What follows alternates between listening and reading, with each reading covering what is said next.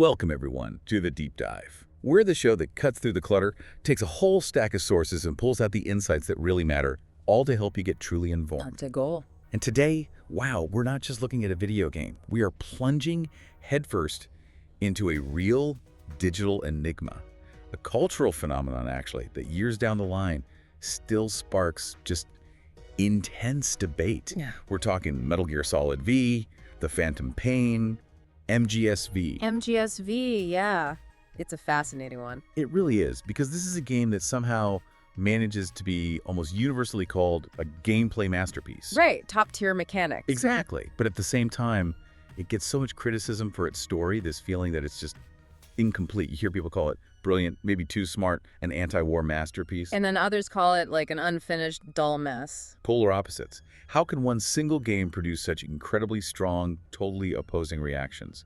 That's the big question, the itch we need to scratch today. It's a paradox, really. It is. So our mission today is to navigate all this complex, often contradictory stuff surrounding MGSV. We're going to explore those amazing mechanics everyone talks about. The tactical playground. Yes.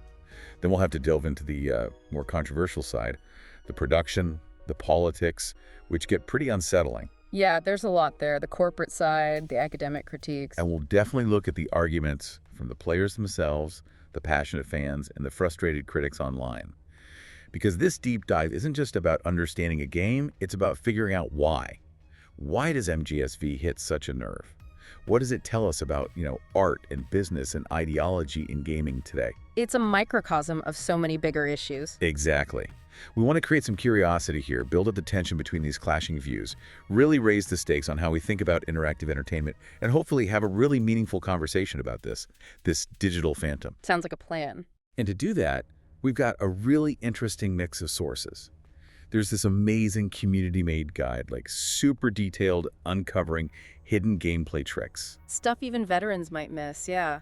It shows incredible dedication. For sure. Then, completely different angle, we've got a critical academic paper. It uses a propaganda model to analyze the game's politics. Which is a pretty stark interpretation, definitely provocative. Definitely. And layered on top of that, we're drawing from all those heated online discussions, the forums, the comment sections, where people are really hashing this stuff out. So the fan perspective, the academic critique, the deep gameplay knowledge. Right. These totally different ways of looking at MGSV, these different lenses, they're absolutely key to understanding what people call its phantom pain. So let's properly dive in. Yeah, it's pretty striking, isn't it, how one thing can be so many different things to different people. It really highlights how subjective art is, sure, but also... Our sources show there are objective forces at play too, in how it's made, how it's received. Like the business side, the context. Exactly. There is this real tension, you can feel it, between what the game is mechanically and what people feel it is, or what they think it means. And that gap, that tension, that's where the interesting stuff happens. That's what we're going to explore. Okay, let's cut right to it. When you talk about what MGSV is, like fundamentally, almost everyone agrees on one thing, even if they hate the story. The gameplay. Oh yeah, the gameplay is phenomenal. It's consistently called a masterclass, Yes. right? People say it's the best implementation of open world stealth ever. You hear players talking about feeling like a literal tactical agent on the battlefield, like real freedom, real agency. That's the key phrase, I think. Emergent gameplay depth. Yeah. Fans argue you just can't replicate that feeling anywhere else, especially compared to games that feel more, railroaded by the story. More linear, yeah. Right. This isn't just about having a big map. It's about all these intricate systems bumping up against each other in ways you don't always expect. It gives you genuine control moment to moment. Kojima himself talked about it not being strictly open world, didn't he? More like a sandbox. A sandbox, yeah. Yeah. He said you have clear missions, but the freedom is all in how you tackle that mission. What time you go in, your loadout, the route you take, even like using the weather. It invites you to mess around, to experiment. Totally. It's not just a huge empty space. It's designed to be a tactical canvas. And that starts with the level design itself, like the basis. Absolutely. That design choice, making enemy bases approachable from all angles, that's huge. It kills the idea of a single right way to do it. It becomes this dynamic puzzle with, hundreds of potential solutions. Yep. And then you layer on things like the real-time day-night cycle. That's not just for looks, right? It changes everything. Visibility, guard patrols, their alertness levels. So night makes stealth easier, obviously. But maybe daytime offers other advantages. Could do. Maybe better visibility for you, or different patrol routes create openings, and weather, too. Sandstorms cutting visibility down to almost nothing, rain muffling your footsteps, but maybe making your cardboard box soggy. Huh. Right, the boxes. You constantly have to adapt. These aren't just background effects, they're active parts of your strategy. And speaking of strategy, Snake's toolkit. Big Boss has just so much stuff. It feels like this bottomless bag of tricks. Always something new you figure out you can do. The arsenal is massive. Let's talk companions first. They're not just tag-alongs. They're really dynamic tools. D-Dog. Amazing for spotting enemies, right? Like built-in radar. Incredibly efficient, yeah. Does a lot of your recon work. Then you've got D-Walker, that little mech. Yeah. Super nimble, you can strafe in first person. Great for tight corners or quick engagements. Yeah, surprisingly useful. Yeah. And Quiet, the sniper. Her abilities are insane, but her health is tied to the gear you develop for her. Exactly. So investing in her battle suits makes her tougher, more survivable. Your R&D directly impacts her effectiveness. It connects your base management to your field operative. Okay, but for me, it's the weird stuff. The iconic items that turn out to be ridiculously useful, like the water pistol. Yes, the water pistol. Who knew a toy could be so versatile? You could distract guards, sure, but also short out electronics without noise, put out fires. And the upgraded one can stop the skulls. Temporarily, but still. Yeah, those terrifying super soldiers. And it can even beat a specific kind of weird mid-game boss. It's brilliant. It just flips your expectations. Totally subverts what you think a weapon is. And then the cardboard box. Classic Metal Gear, but here it's like transcendent. The box is legendary. It's not just hiding. You can slide down hills in it. There are waterproof ones for rain. You could pop a sleeping gas mine inside it, slide out, and lure a guard over. Yeah. Boom. Instant trap. Oh, yeah. The trap potential is huge. And you can use it to lure specific staff members back at Mother Base during side ops by putting their favorite pinup girl on it. That's right. The Wandering Mother Base staff missions, it rewards that kind of like playful, outside-the-box thinking, literally. Even the stun decoys. You think they're just for distraction, but you can pop them yourself for a little stun burst around you. Another layer of tactical flexibility, yeah. Those are the moments that, wait, I can do that. Moments that make the gameplay so sticky. That's it, the aha moments. And that's where the real genius is, I think. These tiny, granular mechanics, they just deepen the player choice. It's way beyond just shooting. It's creative problem solving. Our community guide mentions this amazing C4 chopper trick. Oh yeah, what's that? Okay, so you strap C4 onto something, you can Fulton extract, the balloon system. All right, send it back to base. Yeah. So you rig an item, wait for an enemy chopper to fly overhead in just the right spot. Then you get D-Dog to trigger the Fulton extraction at that exact moment. The C4 goes up with the balloon right into the chopper. Boom. No way. That sounds incredibly hard to time. It is, but that's the point. It's satisfying because it's something you figured out using the game's systems, not just following a prompt. It's organic. Wow. Okay, what else? You mentioned CQC. Close quarters combat, yeah. Even that has hidden depth, like different ways to take guys down have different knockout times. A 5-hit combo keeps them down the longest, just throwing them is the shortest. So you have to think about how much time you need. Exactly. Risk versus reward. And you can chain CQC takedowns on enemies who are surprisingly far apart. Snake kind of like zips between them. It's almost supernatural but feels great. Huh.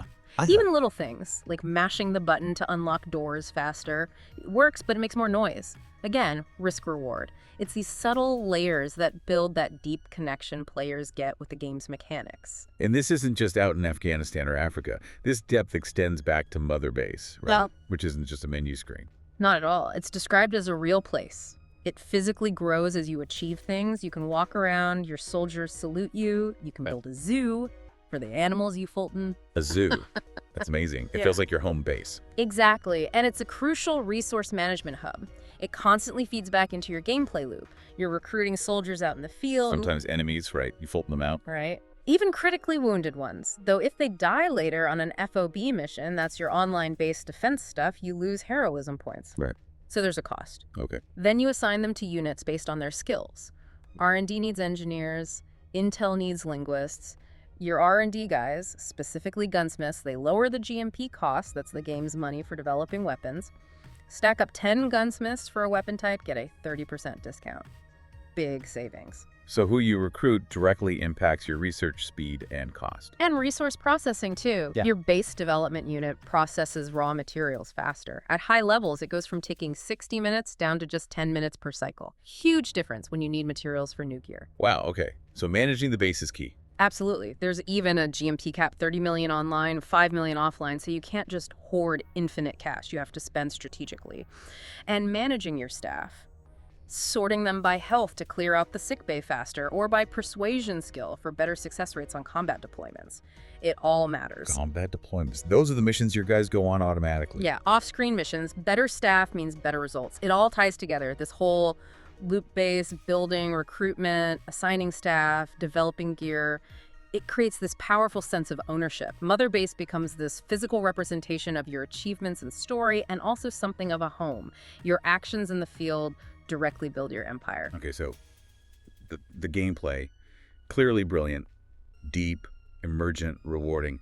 But then you look behind the curtain at how MGSV was actually made, and it gets messy. Yeah. That production story is pretty notorious. There's the huge contrast between the super polished game we play and the reportedly turbulent, maybe even exploitative conditions it was made under. Yeah. Specifically, that whole Konami Kojima dispute. A public fallout, yeah. His name being scrubbed from the box art, from the marketing, reports of the team being cut off, the game being rushed. It makes you ask, who really controls the vision on these massive projects, and what's the human cost? It's like its own kind of phantom pain, but, real world. And this leads us straight into that academic critique we mentioned. It uses Herman and Chomsky's propaganda model. Right, the filters. Exactly. Researcher Emil Lundedahl-Hammer applies their ownership filter directly to Konami. The argument is that Konami, as a corporation, shifted focus. They wanted safer bets, mobile games, arcade stuff things with quicker, higher returns. Less risky than huge blockbuster console games. Right. So MGSV was kind of greenlit as this final blockbuster budget project, a last big swing. And the numbers are staggering. Development costs rumored around $80 million USD near launch, but it reportedly generated over $770 million in revenue for Konami Digital Entertainment, with over $200 million in profit. Wow, so the financial stakes were astronomical. Absolutely. And the critique argues this profit motive becomes the primary filter. It potentially overrides artistic vision, cuts development short, anything that threatens the bottom line or the company's broader strategy. So it's not just art versus commerce, it's like commerce potentially crushing the art. That's the argument, and it gets darker. This ownership filter, according to reports cited in the paper, extended to some really shocking labor practices at Konami. What kind of things? Well, reports from Nikkei, a major Japanese publication, detailed stuff like employees being harassed, their lunch breaks timed and publicly shamed. Seriously. Yeah. Randomized email addresses to stop outside contact, computers cut off from the internet, even claims of Konami actively obstructing former employees trying to get new jobs or health insurance. It's awful, like actively hostile. Reports claim they'd contact companies hiring ex-staff, warn them off, even threaten legal action if former staff listed Konami on their CVs. If true, it paints a picture of a really oppressive, controlling corporate culture. Jeez. And connecting that back to the game itself, that feels really uncomfortable. It does. And critics, like Hammer, point out this deeply unsettling parallel between those alleged real-world conditions and the game's own mechanics, specifically capturing enemy soldiers, prisoners. Full-toning them back to Mother Base. Right. And then you essentially... Well, the game frames it as recruitment, but critics argue it's akin to enslaving them. You sort them by skills, put them to work in R&D, intel-based development. They become resources for your power. So the player is participating in a system of extraction and forced labor, basically. In the game's fiction, yes.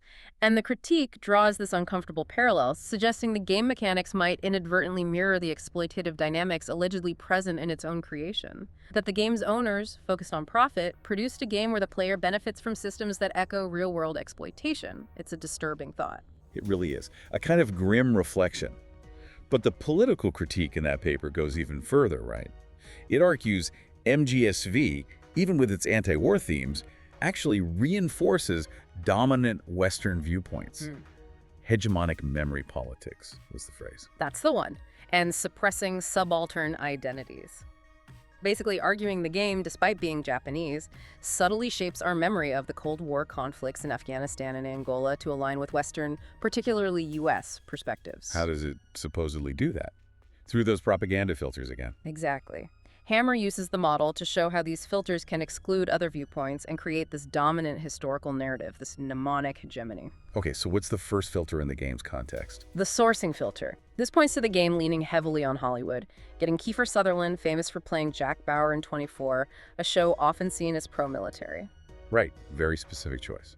Hiring Harry Gregson Williams, a big Hollywood action composer, using those long cinematic cutscenes, even if fewer than previous games. The whole aesthetic, the military jargon, the detailed weapons, it's all very familiar, very Hollywood. And the argument is this makes it feel comfortable, less likely to challenge Western audiences. Pretty much. It aligns with kind of common sense view shaped by Western media, subtly filtering out potentially dissenting or non-Western perspectives. It makes the product palatable for its main market, which is overwhelmingly Western. Okay, so that's sourcing. What about the flag filter? Avoiding criticism. This one's about what gets left out or sanitized. The critique argues MGSV presents a strangely clean version of war. Afghanistan and Angola in the game are almost empty and devoid of civilians. Oh. I guess you don't really interact with non-combatants much. Very little. And the paper argues this suppresses unpleasant yet salient features of real war. It turns conflict into this almost honorable just war scenario where you, the player, just focus on objectives, on accruing wealth and personnel without confronting the messy human cost. It makes war feel manageable, less horrific. Arguably, yes. And it extends to the portrayal of the locations. Angola is just called Africa. The landscapes feel militarized, lacking signs of normal life or development outside the bases. This, the critique suggests, reinforces old colonial stereotypes. These places are uncivilized, hostile environments ripe for intervention and resource extraction by the player. Plundering resources. Yeah, that's literally what you do. You procure and activate their use value, as the paper puts it. And who are you fighting? Soviets? Private military contractors? Never Americans. Never U.S. forces. This, Hammer argues, reproduces the hegemonic innocence of U.S. imperialism. It avoids potential flack from powerful entities or audiences who might object to criticizing U.S. actions. But the game does have those cassette tapes, right? With background info, some critical stuff. It does, yeah. Tapes discussing things like imperial interests in Angola's diamond mines, but the key point is they're optional. You might accidentally pick them up or just ignore them entirely. So the critical stuff is sidelined. Exactly. It allows Konami, the argument goes, to have their Cold War proxy war cake and eat it too. They can gesture towards complexity but keep the main gameplay free of politically uncomfortable truths. A neat way to manage controversy. Clever in a way. Okay, what's the next filter? Anti-communism and fear. This one works by making alternative or dissenting views seem monstrous or terrifying. The main villain, Skullface, is a prime example here. The guy with the messed up face, yeah. Right. His goal is to wipe out the English language because he sees it as a tool of U.S. cultural imperialism.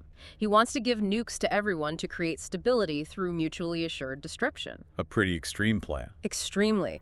And while you could read his motives as anti-imperialist, the game frames him as grotesque, disfigured, associated with this beyond-the-pale ideology. It effectively filters out that anti-imperialist critique by tying it to a monster. Makes it easy to dismiss. Makes the critique itself seem monstrous. Potentially, yeah. And the paper also points to this disease-ridden exotification of the global south, particularly Africa. Enemy soldiers sometimes become these mindless husks like zombies playing on colonial anxieties. The parasite soldier. Exactly, and there's that disturbing bit with the sick Angolan children being experimented on in this rundown hospital. It reinforces this image of Africa as a plague-ridden space that needs intervention from the white savior venom snake. That's uncomfortable. And these characters, the infected soldiers, the children, they're voiceless, right? No agency. The ultimate subaltern, unable to speak for themselves. A powerful metaphor, the critique suggests, for suppressed perspectives. It's really unsettling when you unpack it like that. Now, there was one more filter mentioned, something added to the original model. Yes, Hammer adds a technological filter. Oh, yeah. This is really interesting. It acknowledges that just making these hyper-realistic games is incredibly expensive and complex. The sheer cost of development. Right. State-of-the-art graphics, animations, voice acting, complex scripting. It takes huge teams, huge budgets. This reality, the technology, and its cost inherently limits what stories can be told or how deeply they can be explored. How so? Well, complex, nuanced topics like the reality of child soldiers, which the game touches on but doesn't deeply explore. You rescue them, but they become soldiers on your base, right? Exactly. They don't get reintegrated, they don't get individual stories, they become a resource that gives the player buffs. The paper argues that exploring their complex politics, giving them real agency, would require expensive cutscenes, unique dialogue, branching narratives, things that might be deemed non-essential when budgets are tight. So those complex bits get pushed Into cheaper formats, like those simple voice clips, the cassette tapes. It's a way to deliver background info without the massive cost of full integration. So the medium itself, its financial and technical demands, ends up filtering out certain kinds of complex or potentially controversial storytelling. The child soldiers function mechanically as use value for the player, a rather grim outcome reflecting the technological constraints. Okay, so we've got this incredible gameplay engine sitting on top of this foundation of, well, controversial production practices, and, according to critics, some pretty loaded political messaging. Which brings us to the story, the narrative. The big one. This is where it really divides people, isn't it? Yeah. Fiercely. You hear it called flat and dull, just badly written, feeling totally unfinished. Yeah, unsatisfying for many. But then others argue it has incredible layers. It's brilliantly ambiguous, maybe even ahead of its time. This huge gap in opinion, that's the source of so much of that phantom pain people talk about, that feeling of something missing or something deeply misunderstood. And that's the absolute core question around MGSV's narrative, isn't it? Was it genuinely left unfinished because of all the drama, the Konami Kojima split, the budget cuts everyone assumes happened? Or was it deliberate? Or was Kojima intentionally leaving that blank space, making the incompleteness part of the theme, forcing players to interpret? Both sides have really passionate arguments fueled by the game's weird history. It says a lot about what players expect versus what artists might intend. Let's tackle the unfinished arguments first, because there's actual, physical evidence for that side, isn't there? There is. The most famous piece is episode 51, Kingdom of the Flies. We cut mission. Exactly. A whole mission, basically complete in terms of concept art, even some unfinished cinematics found on the collector's edition disc. It showed Snake confronting Eli Young Liquid Snake and the stolen Metal Gear Sahelanthropus on this island. So a proper conclusion to that whole subplot. Right. And many felt its removal left a massive hole. It would have given a more satisfying conclusion to Eli's arc, maybe more development for other characters. Its absence feels significant. Okay, what else points to unfinished? Well, Chapter 2, the back half of the game. You have to replay earlier missions, often just harder versions or with weird restrictions. Yeah, that felt like padding to a lot of people. Exactly. Widely seen as evidence of missing original content, like they ran out of time or money and just reused stuff to stretch it out. And the actual ending of the main story, many felt it was just abrupt. Left too many threads hanging, Liquid's future, Venom Snake's purpose, Quiet's fate. It didn't feel like a clean ending for many. No, and even the way the story that is there gets delivered, that adds to the feeling too, right? Oh yeah, the cassette tapes. Hours and hours of audio logs, 6 hours of audio takes, people complain. Many found it a slog, like, as one person said, reading the wiki. Instead of watching those epic Metal Gear cutscenes we were used to. Right. Previous games were famous for those sometimes hour-long cinematics. MGSV barely has any lengthy ones. Some fans even speculated it was malicious compliance from Kojima, like, you complained about long cutscenes, fine, here are none. Huh. Maybe. There's a great analogy someone used, like, the game leads you right up to the steps of the Wonka factory, but stops you with that velvet rope at the entrance. Ooh, yeah. That captures that feeling of being denied something you expected, something satisfying. It really does. But, okay, flip side. The argument that this isn't accidental, that the unfinished feeling, the gaps, the weird delivery, it's all intentional, part of the art. This view often points back to Kojima's history, especially with Metal Gear Solid 2. Which was also super controversial at launch, right? With the Raiden switcheroo. People hated it initially, but years later it's seen as this prophetic game about information control, memes, post-truth. So the argument is, maybe Kojima was doing something similar with MGSV, intentionally leaving blank space for players to fill in. So the phantom pain isn't a flaw, it's the point. That's the idea. That feeling of loss, of incompleteness, the struggle to make sense of it. That is the theme. It mirrors Venom Snake's own journey, his fragmented identity. The lack of a neat ending becomes a statement about war, about cycles of revenge, about how answers are never simple. Okay. And the meta-narrative plays a huge part in this interpretation, too. The big twist. Oh, absolutely central. The reveal that you, the player, haven't been Big Boss all along. You're Venom Snake, a decoy, brainwashed into believing you're him. Yeah, that blew my mind. It recontextualizes everything. Venom's motives, his anger. The game argues they become your motives because he's built as a shallow representation of the player. You are literally embodying this constructed legend. So the player becomes the Phantom. In a way, yes, and the implication is huge. Yeah. You, the player, and Diamond Dogs, the army you spent 100 hours building, you become the bad guys of the original Metal Gear game from 1987. Oh, okay. That's a lot. It is. It makes the narrative circular, self-referential. It demands you engage, you interpret, you grapple with the idea that you built the foundation for the series' ultimate villain. Proponents say, just like MGS2 needed time, maybe MGSV just needs more time to marinate in people's heads, for these deeper, weirder ideas to land. So it's an ending that requires your interpretation to feel complete. No. Okay. And beyond just the structure, the game is packed with literary references, right? Which suggests a deliberate intellectual depth, regardless of the unfinished debate. Oh, definitely. It's incredibly dense with literary allusions. They really add layers to the core messages.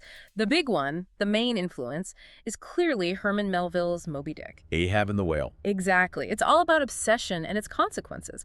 Think about it. Almost every character in MGSV is driven by some all-consuming obsession. Like who? Okay, Venom is obsessed with being Big Boss, or the idea of him. Miller is obsessed with revenge against Cypher. Code Talker, obsessed with the parasites. Huey, obsessed with his scientific creations, justifying everything. Skullface, obsessed with his New World Order, erasing English. Big Boss and Zero, obsessed with interpreting the boss's will in opposite ways. Quiet, torn between vengeance and her bond with Venom. Eli, obsessed with escaping his fate as Liquid Snake. Strangelove, obsessed with recreating the boss AI. Wow, okay, yeah. Everyone's got their white whale. Pretty much. And the game uses that Ahab versus Ishmael dynamic. Ahab's obsession destroys him and his crew. Ishmael survives because he's more detached. In MGSV, characters like Skullface, Mantis, Vol'jin, they kind of collectively are the whale, this insurmountable evil. And look what happens to everyone else. Their obsessions destroy them or take everything from them, just like Ahab. Except, who's Ishmael? Well, the twist suggests the real big boss is Ishmael. Watching it all unfold from the sidelines, narrating, while Venomu, the player, is plunged into the Ahab role. It flips your whole perspective on whose story you've been playing. You're living out his phantom pain. Huh, okay, that's deep. What other books? Lord of the Flies was mentioned. Yeah, William Golding's novel. That comes through in the themes of carving one's own path and the sort of inherent savagery or evil within people. Eli, young Liquid, embodies this. He's trying so hard to lead the child soldiers, forge his own destiny, yelling, "I am not a kid." Rejecting his predetermined role. Exactly. And Mantis, the psychic kid, he's like the literal Lord of the Flies figure in the game, spouting the truth about the evil of mankind, revealing that the beast isn't external, it lies in all of us. The game seems to suggest that trying to carve your own path, defying fate or your nature, is maybe futile. It can lead to becoming a slave to your own legend, which is seen as a misreading of what the boss wanted. Eli's big rebellion in the cut content ends pretty bleakly, him dying from a parasite, not in some grand battle. A pretty stark message about individualism. In 1984, how does Orwell fit in? George Orwell's 1984 comes through strongly in the theme of the inevitable failure of ideals and the atmosphere of paranoia. Think about Mother Base, the suspicion, Miller becoming increasingly ruthless and paranoid, Venom himself being literally brainwashed with false memories. It creates this dystopian reality that echoes Angela So's and Big Brother. A military state built on lies, essentially. Yeah, and the game implies that all these grand projects, Big Boss's Outer Heaven, Zero's Patriots, even Ocelot's complex schemes, they all ultimately fail. They don't bring peace. They just lead to more conflict, proving their imminent failure.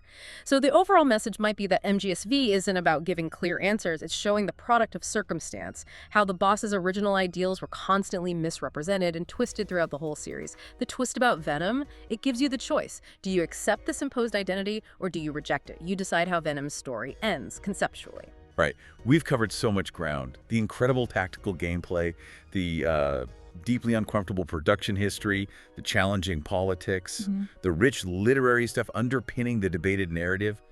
It brings us back to that central paradox. The masterpiece versus the failure. Exactly.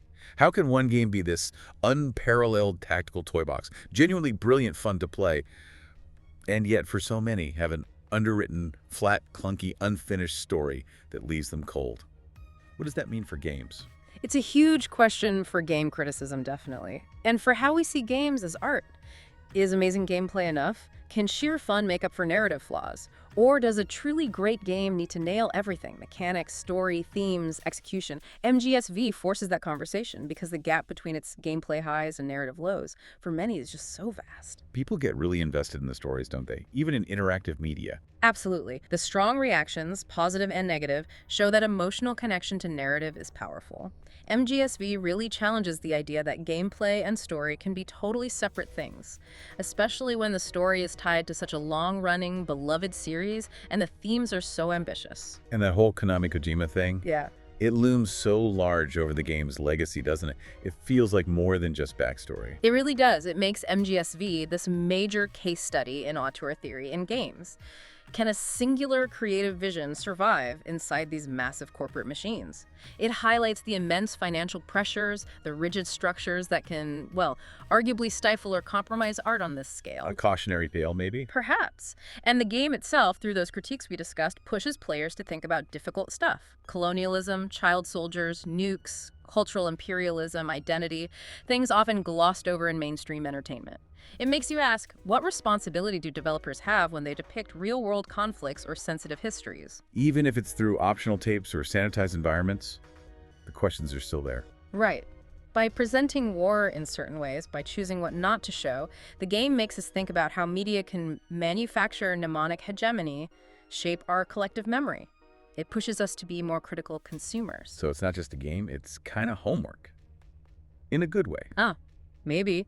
It's definitely a conversation starter, a catalyst for thinking about our relationship with media, with history, with corporate power. And what's remarkable is that conversation is still happening years later. Yeah, people are still arguing about it, still analyzing it. Exactly. And that's maybe the most fascinating part of its legacy. The fan guides decoding every mechanic, the academic papers dissecting its themes, the endless forum debates. This ongoing discussion is part of what MGSV is now. Like the game isn't really over. Precisely. That unfinished feeling, whether it was intended or not, it created this vacuum, and the community, the players, rushed in to fill it with their interpretations, their theories, their own connections. It forced engagement. It means the story, in a weird way, keeps being written by everyone still talking about it. So we've journeyed through the truly astounding tactical depth of Metal Gear Solid V. Yeah. We navigated the murky, unsettling truths of its creation. We wrestled with its challenging, sometimes contradictory political messages. And we explored those deep literary currents flowing beneath its controversial, maybe broken, maybe brilliant narrative. We've seen a game celebrated for how it plays, yet forever debated for what it says, or fails to say. A true phantom pain that just keeps echoing. And it leaves a mark, for sure. It really does, which leaves us with this thought. What does it really mean for us when a piece of art, especially something as huge and influential as a blockbuster video game, both reflects and potentially manipulates how we see our world, our history, even ourselves? When the simple act of playing, of making choices within its systems, shapes the stories we internalize, the memories we form, is a game like this ever truly finished? If its themes, its ambiguities, its very incompleteness keep sparking these vital, intense, deeply personal conversations long after we've put the controller down, maybe that persistent echo, that phantom pain, is its own kind of perfection, something to think about.